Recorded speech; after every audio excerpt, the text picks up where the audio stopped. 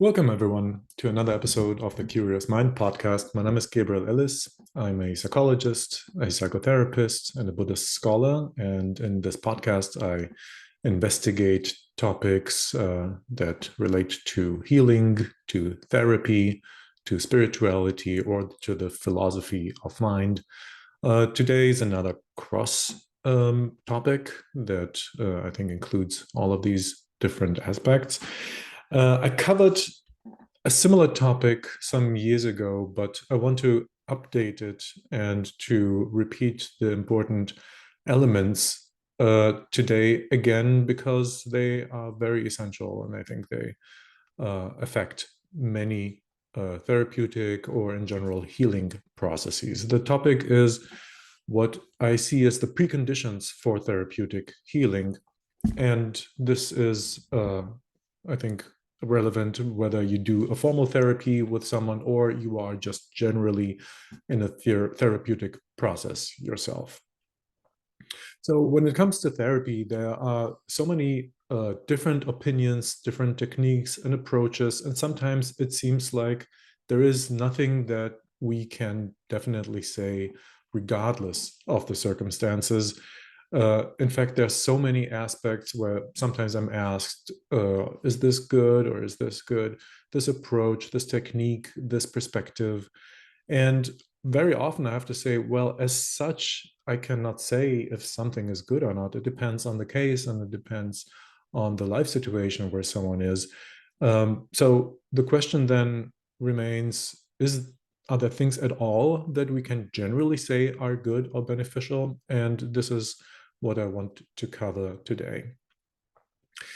In my experience, there are a few principles that we can apply to healing processes, again, regardless if it's in a formal therapeutic setting or just by myself.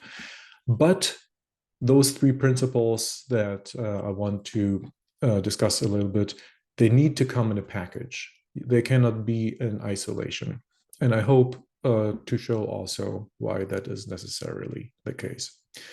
The first precondition, the first aspect or principle that I think is beneficial in itself in this package is a sober and unbiased assessment of my life situation, or in other words, an honesty and a truthfulness towards myself.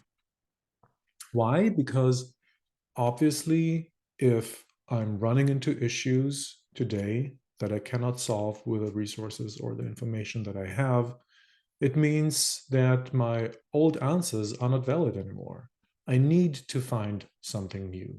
I need to find inner truths that open up to myself so that I get more and a clearer perspective of where I should go next and what specifically I should do. So I need to understand more. I need to understand more where I am now in my life. I need to be honest regarding the question, what is going well in my life and what not? Which needs I currently have that are met? Which needs I have that are not met? Which values I actually want to implement in my life? And I need to be honest to myself in the question if I think I can do it alone or if it's better to do it with somebody, to open up towards dear friends. It can be a partner. It can be a therapeutic process with a therapist. The fact is that usually we are quite sloppy with ourselves. Without knowing it, we lie to ourselves on numerous different topics, sometimes very important topics. And often enough, we do this also for a good reason. So, for example, if we have problems in our relationship, we choose to ignore the fact that we are dissatisfied now because acting on it might come at a hefty price. Often I work with couples or individuals who are in a relationship. They own real estate together. They have young kids together. To allow myself to understand and to see honestly that the relationship is not going well automatically leads to the question, okay, so what should I do about it? And this question, what should I do about it, is dangerously close to the possibility that this relationship might have to end. And then I'm standing there in precarious economic and emotional situations when it comes to income, when it comes to the kids, for example. And I might look back and think, oh, why did I open my mouth? Why did I say something? It wasn't that bad after all. So, in that sense, there are good reasons why I sometimes am not fully aware and honest to myself about how the state of affair is for me. I gave the example of relationships. It's similar with work. If I am in a somewhat unsatisfying work situation, also then to be very honest to myself might lead to the question, okay, what do I need to change? And that might turn out to be a difficult proposition. And then I'm stuck there. I have my honesty, but I find no way to act on it. And then what, should I be dissatisfied all the time? So it's a difficult proposition to be unbiased towards myself, to be honest towards myself, but at the same time, when it comes to a therapeutic process, I think we need to understand, and I encourage you to reflect critically on that. If I am not completely honest with myself, what are the possibilities for me actually healing and finding new solutions to problems that got me stuck? So there is a pragmatic argument for being unbiased, for being completely honest and truthful to myself, which is I need to find new information, new tools, new approaches in order to tackle my old or existing problems. This is the pragmatic aspect. I need to find something new. Beyond that, there is also a psychological aspect and a psychological reason, which is that if I am honest to myself, if I'm truthful to myself, that opens up the possible connection, the compatibility to aspects of myself that I don't encounter, that I don't have contact with. To put it differently, things that are stored up and suppressed in the unconscious become accessible to me. Maybe not immediately, but eventually it turns into that. Let me summarize it by this topic of being truthful to myself, this precondition for healing. Let me summarize it by formulating more clearly the challenges that it comes with. The first challenge is accepting what I see versus my self-ideal. And often enough, people operate on the basis what cannot be true isn't true. If I find out something that makes me look bad in my self-image, I rather don't want to know. This is the first challenge, to overcome that bias, that inability to deal with finding out something ugly about myself.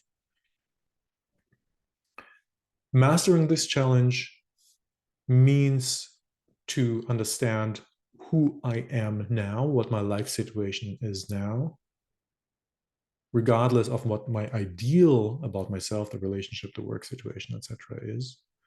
And to extend this also to the past, looking back to past conflicts between me and somebody in the family, in the relationship, at work, or conflicts that I had with myself, and understand also retrospectively that I was not fully aware of my contribution to the issue. There's a childish response to finding faults. I need to overcome that. The childish response is, if I suffer, then it must be someone else's fault. So I go into blaming. In an unbiased perspective, that needs to stop. I stop blaming. I'm more interested in actual understanding, not in whose fault it is. There is also the opposite of that, a pseudo-adult position, an attitude of, oh, this is all my fault. The relationship issue that I have right now, my mental issues separately, my work issues, everything is up to me. Because let's face it, there is, especially also in the social media realm, there is often an attitude floating around that you are the maker of your destiny. It's only up to you. So if there is fault, only you are to blame. And this is psychologically damaging because it ignores the different aspects, the external influences that are there, the influences of economic hardship and restrictions, for example, the influence that other people have on us, to completely blame everything, to blame myself for everything, is psychologically unrealistic and therefore unhealthy.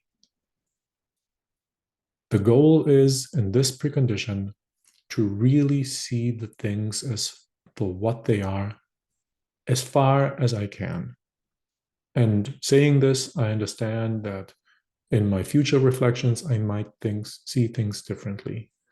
This is why I would phrase it, this principle, as I don't want to lie to myself. I don't know what the truth is. Truth is a difficult concept anyway. I might approach more and more truthfulness with time. But what I can do is catching myself in a lie and stopping that and facing the apparent truth at that situation at that time. This is the first challenge. The second challenge is, when I find truths, when I have insights, not to slip into evaluation, not to slip into judgment, and the necessary emotional response that comes from that. So the insight, in certain situations, I lie, for example, in this stage of being truthful to myself or not lying to myself. The insight in certain situations I lie should not lead to, oh, and that makes me sad. I found out that I'm a liar in many more situations than I thought. And this is so sad. And now I have to retreat into myself. I have to deal with my guilt and so forth. This is something, this evaluation, the judgment, and the emotionality that comes out of that is something that we have to stop ourselves from. Because if we don't restrict it, the way that the mind works is automatically slipping into evaluation, into judgment, and into emotion. So what we do is we consciously remind ourselves as much as we can, stay in the observation, stay in the observation. Don't judge, don't evaluate, just see things for as and how they are, which is difficult enough. The reason behind that is, or to put it differently, sometimes people they are worried that, okay, if I don't judge, if I don't evaluate, and I find new things out about myself and my life situation, doesn't it mean that I stay stuck there? Like, I started this whole therapeutic process in order to improve, to get out of the suffering, to solve problems. So now you're telling me I shouldn't evaluate and I shouldn't judge? That doesn't make sense to me. The psychological response for that is, again, first, you need to find out. You need to find out what is there in order to base the new, better actions, the new solutions, to base them on better information. I need to find out. Second, first, psychologically, I need to accept. Why do I need to accept psychologically? Because I can assume that every one of us is more or less internally, psychologically fragmented, which means we identify with certain aspects of ourselves, and other aspects of ourselves we don't like. And what happens when we don't like something inside our experience. We try to push it away. There is a certain resentment and aggressive energy behind that. Now, from the perspective of the unconscious is just processing. The unconscious doesn't know good, bad, healthy, unhealthy. It just does what it does. It's a machine in that sense. What it senses, though, is that the conscious mind, that the ego, doesn't like something. What it does then is to restrict the access of the conscious mind to this thing. Basically, the unconscious is saying, okay, if you don't like what I have to say, I will stop mentioning that. Or I will say it in a very convoluted, indirect way. I stop your easy access to that part. From our perspective, our conscious perspective, it means fragmentation. The unconscious took a certain aspect, for example, me lying on many occasions. It takes that aspect and puts it into a vault and says, okay, you don't like to see it, then I will not offer it to you. My challenge is, as the subject, the person who wants to heal, who wants to develop, that in order to have a really wholesome, beneficial psychological development, I need to have access to all those parts in me that the unconscious has closed me off from. And again, it did it because I didn't want to see it. So what I have to do, connected with the truthfulness, the principle of truthfulness that I apply, is I welcome. I create an atmosphere, an inner atmosphere of welcoming everything that is true about myself. This is an essential first part. And once I came to a place of more or less accepting everything that I find, a unification takes place that is in itself wholesome and enables me to move forward as an unfragmented subject. Then applying a technique, then doing something about the things that I don't like is a very different topic, because then all of me is unified, or most of me, let's not be too idealistic. Most of me is unified, ready to move in a direction without friction, without backfiring, without being too blinded about the aspects that are closed off from me. If I try to move on without this basic acceptance, only very few parts of me will want to move on. All those other aspects that the unconscious has blocked up from me will stay fragmented, will stay separated, and they will effectively make it impossible for those few other aspects that want to move forward. They will make it impossible to move forward. I can simply not surgically separate myself and the parts that want to develop and to heal and to be brave and to know, and so all of these, I cannot surgically sever, I cannot surgically separate them from those aspects that have been suppressed, fragmented, and isolated. There is one small exception that I would make in the therapeutic reality. Sometimes people are in a lot of pain. They suffer a lot from an acute crisis, for example, or from a chronic depression, for example, or chronic pain and anxiety that really holds them back and reduces their quality of life in a way that they have difficulties to function at all. Under these circumstances, it's good to push a healing, a development that is even against the parts that have been suppressed.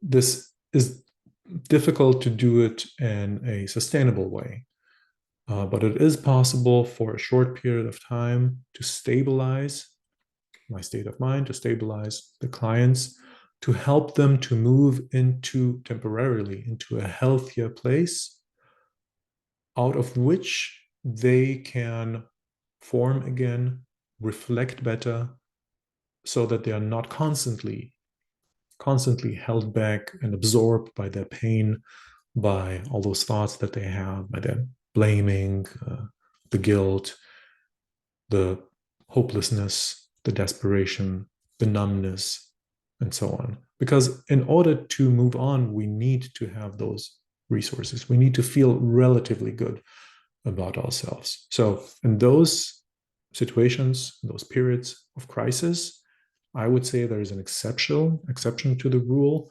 that I first need to integrate all those parts together before I move on. In those cases, I move on, leaving some parts behind in the hopes that the short-term improvement gives me resources to then collect myself, to then integrate the other parts that have been fragmented and separated. This third challenge that I have with this principle is that what looks as an honest and truthful observation can lead to an automatic mindset of self-destruction. What I mean with that is when I think that I'm just looking at myself and my life in a sober way, and even, for example, me as a therapist, I ask them, so are you just observing or are you judging yourself? They might honestly say, I'm just observing.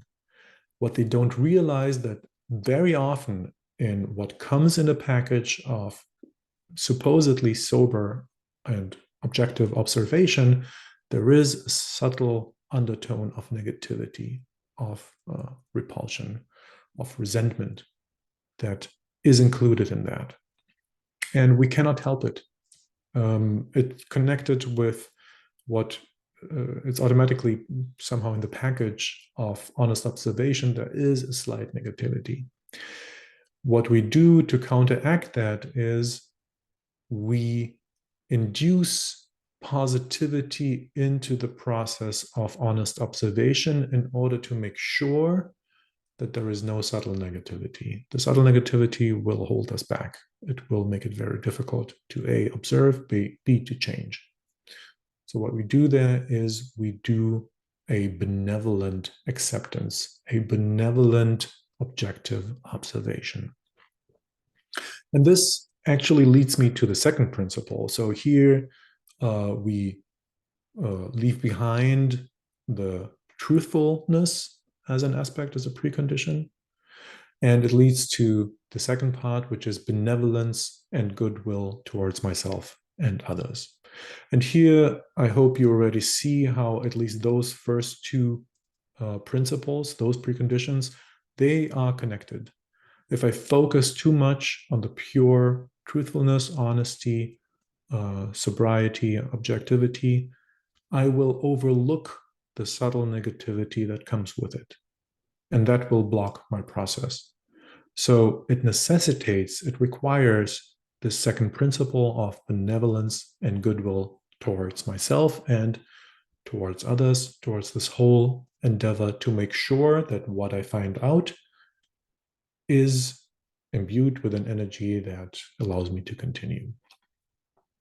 So this is a protective shield against the subtle negative aspects of being truthful to myself, and a benevolence and positivity will additionally open up other inner resources, the resources that allow me to invite those fragmented aspects, those closed off, suppressed aspects, to invite them to the table so that they all start to connect, to mingle, to relate to each other, and thus become fluid and changeable.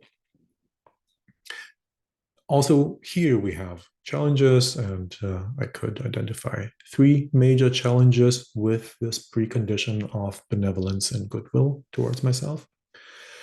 The first is that people, especially when they are not in a good place, they don't think that they deserve to be liked or to be loved, or if they are in a state of blaming others for their predicament, they don't think that they deserve the goodwill and the benevolence.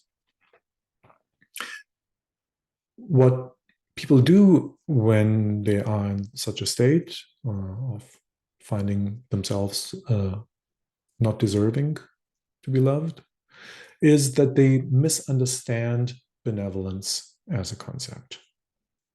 They think that benevolence is a limited resource.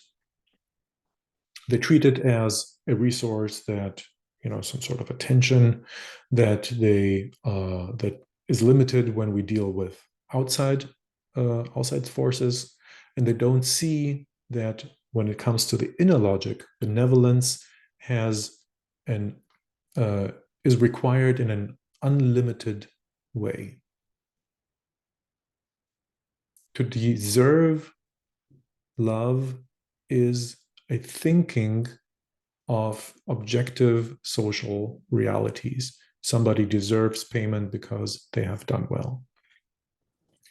When it comes about being loved, being respected, being valued, this is not something that depends on deserving.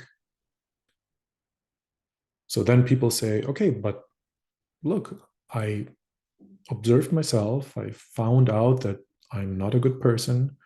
In fact, this is what I've been thinking for a long time. I cannot turn myself into someone who believes that I deserve this. The misunderstanding here is that it's not about myself. It's more a perspective on humanity in general, on people in general.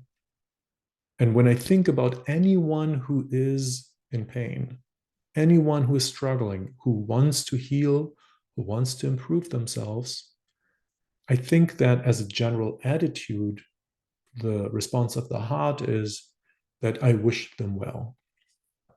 If I hear that someone has been a bad person, but they're on the path of recovery, I wish them well. Maybe there is a resentment, and I think they should pay for what they've done in some way. But the heart, it cannot help but to feel sorry for someone who truly wants to improve. So this is the base. This is what I'm basing myself on. This is what I'm basing my benevolence on a general attitude, on the value that if someone wants to heal, if someone wants to improve, if someone wants to get out of suffering, I support them. And because of this general attitude, because I would treat friends like this, strangers like this, because of that, I treat myself as well in a benevolent way. I comment my wish to better myself, to heal. I comment on it with a resounding yes, I wish myself well, just as I would wish a friend well or a stranger who tries to improve themselves. A second challenge is, so this was the first challenge of people who think that they don't deserve to be better. We have to overcome that, obviously. The second challenge that many people express is that they don't have time or money for this process. I don't have the money for therapy, or I don't have the time because of my to-dos, my responsibilities and obligations, neither for therapy nor for thinking freely or reading or talking to friends. And by that, when we have this kind of attitude of limited resources, something that I already mentioned, I mistake my allocation of resources for obligations, to-dos, career goals, and so on. I mistake that for what I need to, or how I need to approach myself.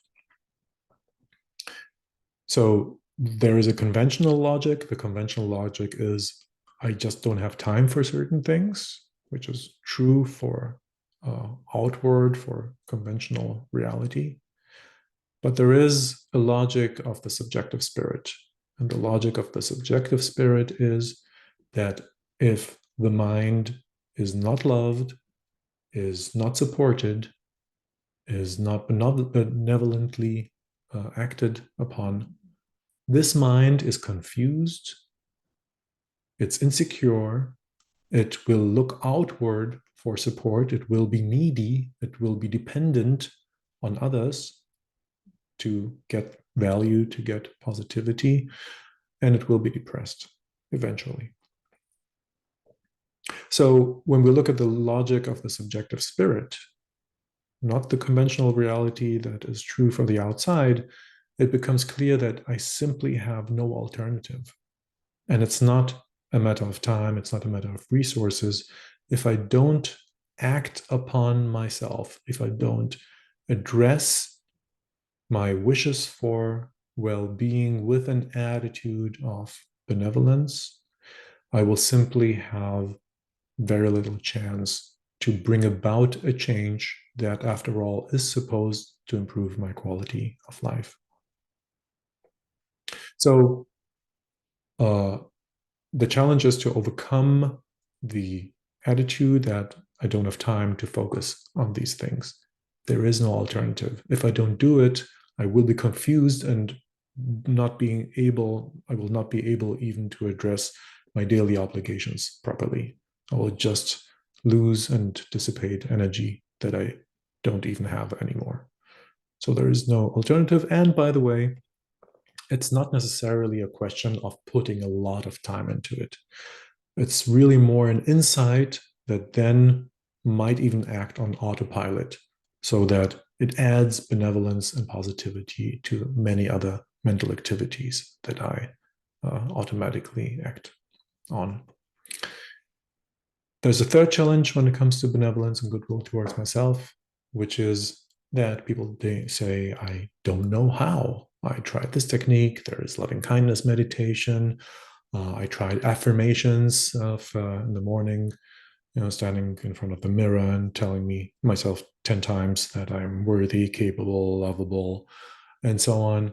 And here is a fundamental misunderstanding of what actually goodwill towards myself, positivity towards myself means. Again, what it should be and what reflects the inner truth is that people who don't have that, they feel negativity towards themselves, meaning if I'm not positive towards myself, I will have feelings of guilt, of self-criticism, and so on. So there is something in the mind. It can be actual thoughts, I'm stupid, I'm an idiot. It might be feelings that are representations of these thoughts and attitudes. But it's not true that the opposite has the same form. Positivity does not have the form of I am great, the thoughts of I'm perfect, I'm totally worthy. The opposite of having negative thoughts is the absence of negative thoughts. So, someone who is content with themselves, someone who would qualify from an outside observation of someone who really treats themselves well and respect themselves, if we ask them, what is your attitude to yourself? Do you love yourself? Actually, they would have to answer truthfully, I don't know what you mean. I'm just living my life. Like I have issues, I have to deal with work, I have to deal with career, and so on. Yeah, I don't judge myself, I don't hate myself, but it does not mean that I wake up in the morning and want to hug myself and I look in the mirror and I fall in love with the person that is. That is a misunderstanding of the concept of self-love. What it actually means is that whatever I do has an undercurrent of confidence, belief, of worthiness, but it usually doesn't emanate, it doesn't come up as a distinct thought that I'm super proud of myself, that I love myself, and so on. This is much more compensation for people, and it can be for a while a good tool.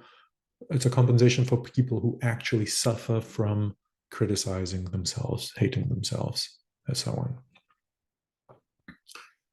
on.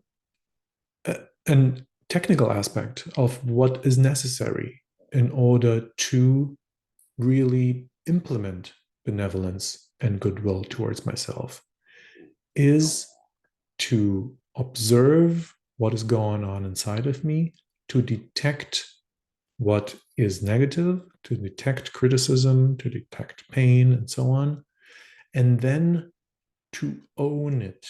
What I mean is that usually when I look inside myself and I find critical voices, things that I don't like, and so on, they seem very rigid. They seem as if they are forced upon me or forced upon me by my unconscious, that I'm thrown into it, but basically it is not me. It feels alien, it feels like a negative kind of attachment to myself that has been attached not by me, but by my unconscious, by circumstances, by other people. Like my parents, for example, taught me to only be satisfied myself when I achieved the best results in school, university, and so on. So this is what I do now with myself, but it's the fault of my parents, right? So it's I externalize. And even if I don't do that, those aspects, they just feel alien to me. Those voices that keep hammering the negative self-judgment on me, they seem alien to me. I want to get rid of them. Then doesn't feel like me. What I need to do with the practice of benevolence and goodwill is to see those inner aspects, those judgments, feelings, moods, words, sentences, and so on, and I make them mine.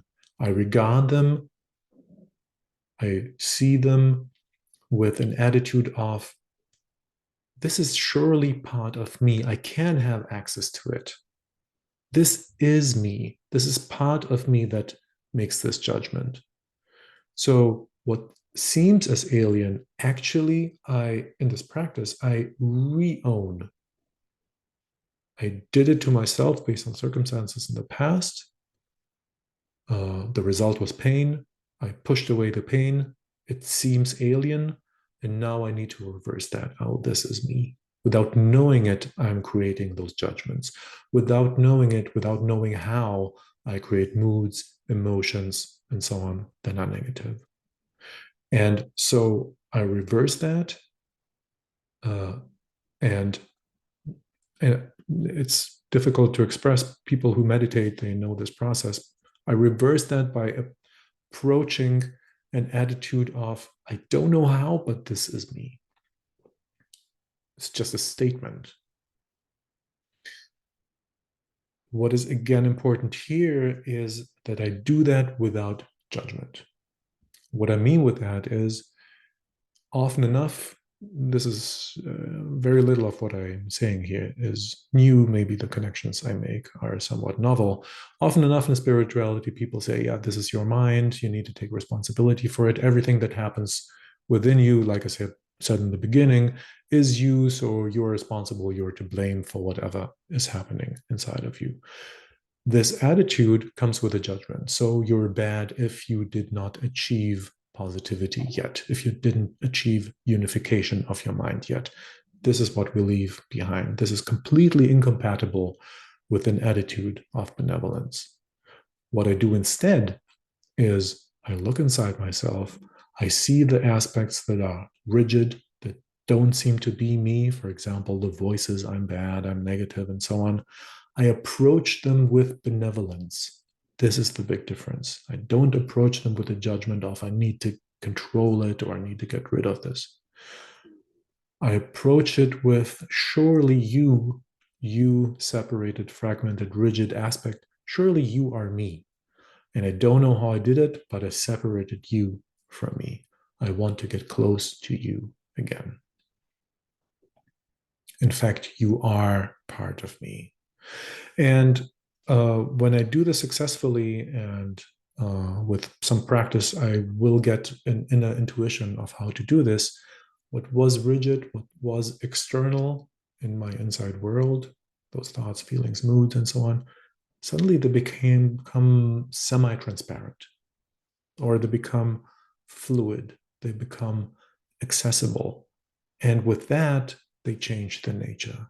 What seemed rigid, judgmental, harsh, and so on, suddenly becomes accessible. And the underlying resentment that is implied in the rigid, alien feeling aspect, that disappears. And suddenly it opens up, for example, possibilities to look back and to see situations where I judged myself harshly or others judged me and so on. it becomes effectively a magic box. Now, there is the danger of idealizing what I say right now and to think, oh, yes, the spiritual journey, the therapeutic journey is full of wonders and so on. I really mean it in a very factual sense. There is a technical aspect of approaching my alienated parts with humility, with compassion, with benevolence, and then those aspects are changing.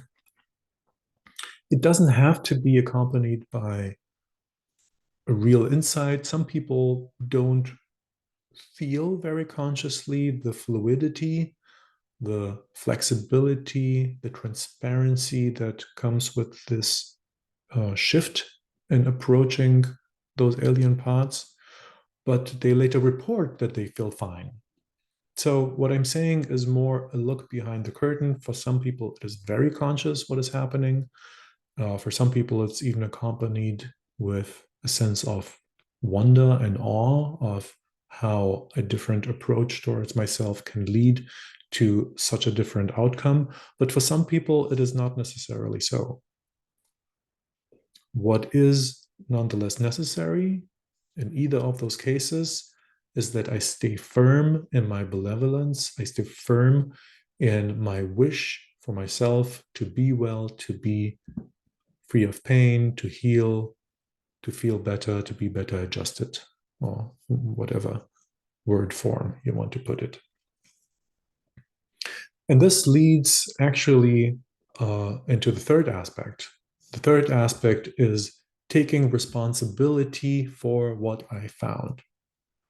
And this is such an important aspect of the benevolence that I mentioned before, the active aspect of benevolence, the taking responsibility for finding something that I don't accept, that I resent on the inside, to act on it with benevolence. It is so important that benevolence and taking responsibility become intrinsically connected. And here again, you see an aspect of why I said in the beginning that those three aspects come in a package. I cannot do just benevolence if I don't take responsibility for what I found. I cannot do just honesty without being benevolence because of the undercurrent resentment that comes with an overly sober or pseudo objective approach. So this is why the three of them come in a package. So this third aspect of taking responsibility and applying what I found, this is the aspect of change. Now, this needs an attitude of courage.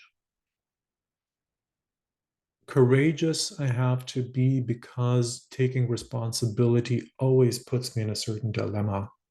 It empowers me, but it gives me the responsibility of foreseeing or accepting the consequences of my actions. And I have to add the consequences of my non-actions. For whatever I do, I pay a price. I pay a price for staying the same. I pay a price for changing. Let's say in my sober observation, I found out that my relationship is not doing well. I approach the parts that I've suppressed about myself, about my partner with benevolence. I've done that. I'm acting on it in the sense that I'm willing to integrate. And now the question comes up, do I want to change my communication with my partner? Is it, in spite of the benevolence and the acceptance, is it beyond the point of repair? Is this what my honest analysis comes to? Or are there good reasons to continue the relationship? Are there good reasons to continue the relationship without saying anything? And all of this might be true depending on the case.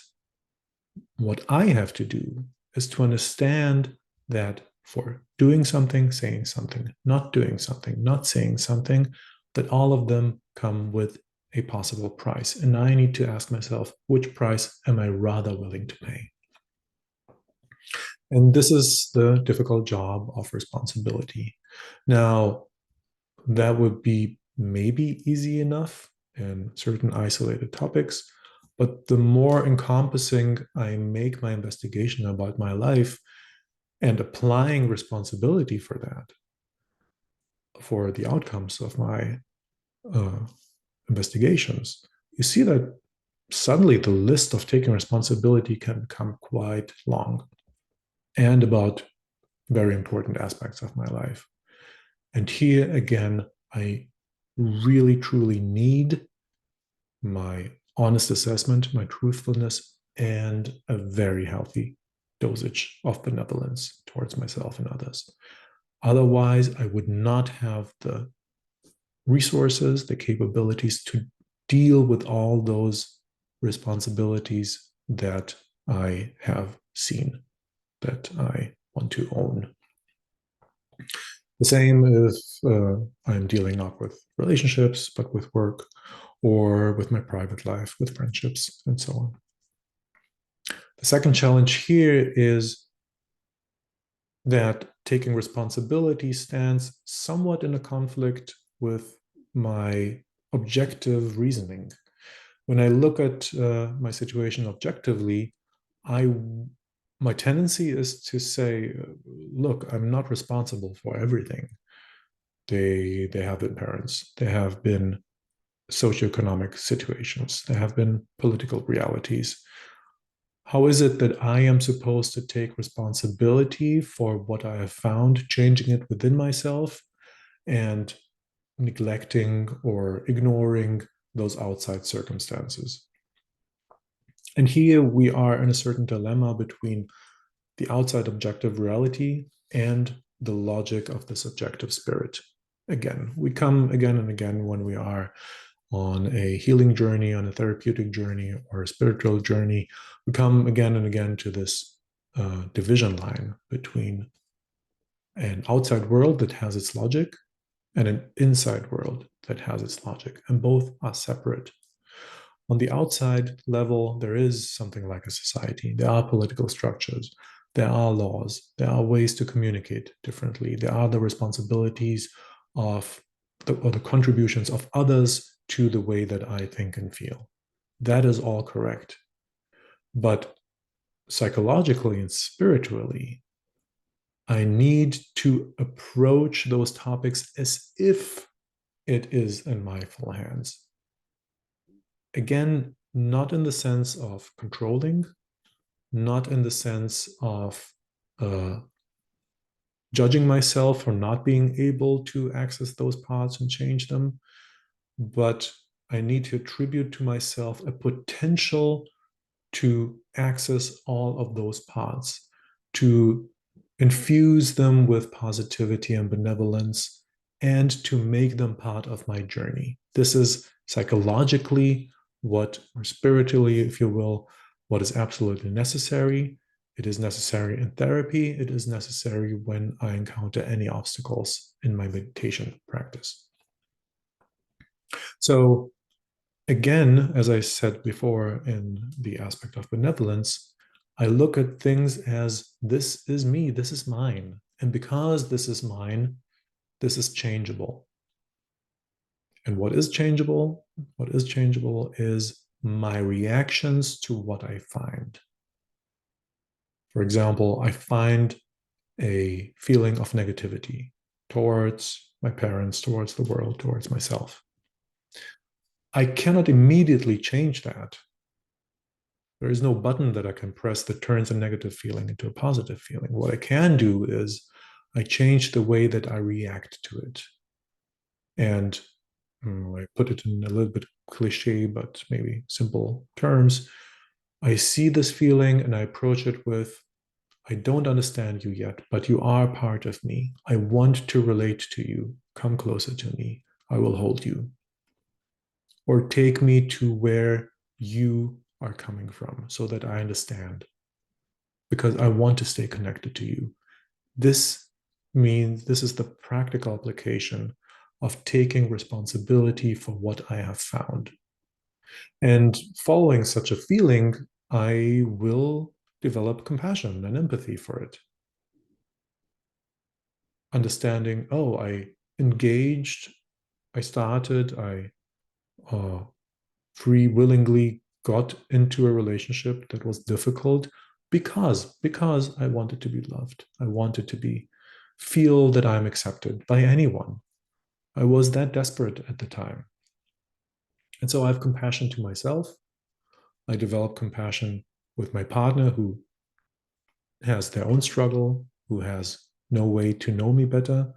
And now a path opens up for, okay, what do I want to do with it? First, about myself, my understanding, my new understanding of this feeling, approach it with positivity. And now I have the possibilities to talk, to act, to not talk, to not act. This is what taking responsibility means. This is from the perspective of the subject, and there is the perspective of the unconscious. Again, if it is approached by me like that, that I want to connect, that I want to be part of it, that it's a collaboration, a benevolent collaboration, it will become transparent, it will become fluid towards me, it will become more accessible. The inner world will open up to me. And this, after all, is what this journey is supposed to be, the journey of healing, the therapeutic or even spiritual journey is supposed to lead to and be accompanied by a transparency and openness towards myself. So I hope you enjoyed my deliberations and my observations about the preconditions for therapeutic healing, which are, in order to summarize again, a sober and unbiased assessment towards my life, towards myself, a benevolence and goodwill towards myself and others, and taking responsibility for what I have found out. Thank you, and see you next time.